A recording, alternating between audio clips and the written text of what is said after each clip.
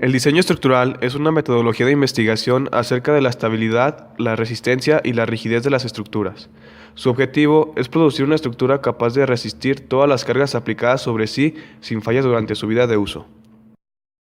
El siglo XIX es conocido como la Edad de Oro en la ingeniería estructural. Fue cuando se produjeron los avances más significativos del cálculo de estructuras debido, por un lado, a los estudios de grandes físicos y matemáticos, y por el otro, a la influencia de la revolución industrial y al desarrollo de la industria de la construcción.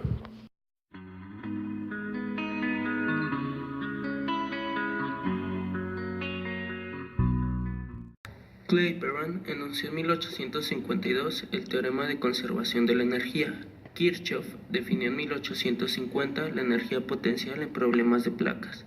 Posteriormente, y de manera independiente, Maxwell en 1864 y Moore en 1874 dedujeron, a partir del principio de los trabajos virtuales, lo que hoy conocemos como el método de Maxwell-Moore, para la determinación de desplazamientos en estructuras articuladas. De forma casi simultánea, en 1875, Castigliano presentó con sus teoremas una alternativa más general al método de Maxwell-Moore, determinando los esfuerzos hiperestáticos como aquellos que hacen mínima la energía de deformación.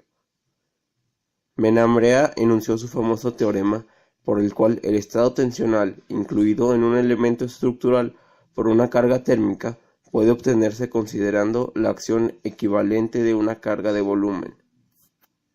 El concepto de línea de influencia fue introducido de forma simultánea por Moore y Winkler en 1968 y fue Müller-Breslau el que desarrolló el principio de construcción de líneas de influencia.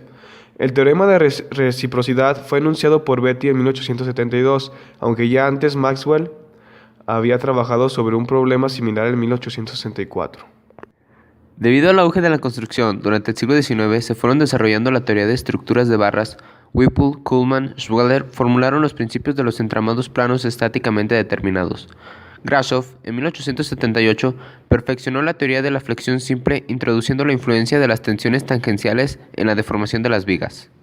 Hacia finales del siglo XIX, el desarrollo técnico había creado un serio problema de construcción. El progreso requería de edificios funcionales en los que ubicar fábricas, bancos, mercados cubiertos, estaciones ferroviarias, etc. Y para levantar estos edificios hacía falta nuevos materiales y nuevas teorías constructivas. El trabajo de los ingenieros estructurales que diseñaban estructuras articuladas se vio facilitado con la aparición de métodos gráficos de Mohren en 1874 y Kuhlmann en 1875 y con el método de Ritter en 1883.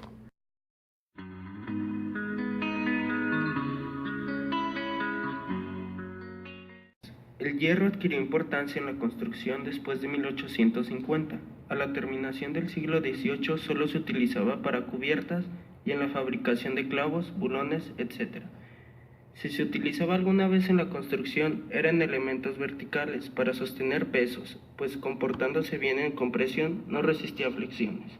El desarrollo de la construcción metálica está marcado en los siglos XIX y XX por algunos hechos relevantes, de los cuales se destacan los siguientes.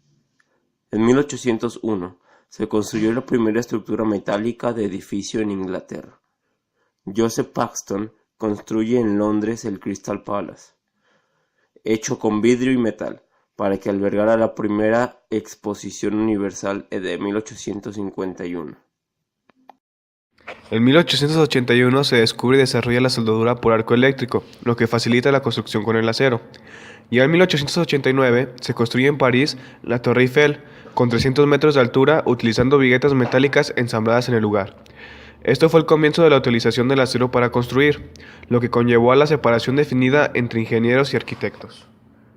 El cemento adquirió importancia como material constructivo después que el acero. Aunque el cemento Portland apareció al principio del siglo XIX, no es hasta la invención del hormigón armado que este material ocupó un lugar de primera línea en el mundo de la construcción, abriendo nuevos horizontes y posibilidades en el diseño de estructuras. Los ingenieros constataron enseguida que el cemento resultaba particularmente eficaz combinado con el acero. La idea de combinar la piedra y el metal en la construcción data de comienzos del siglo XIX.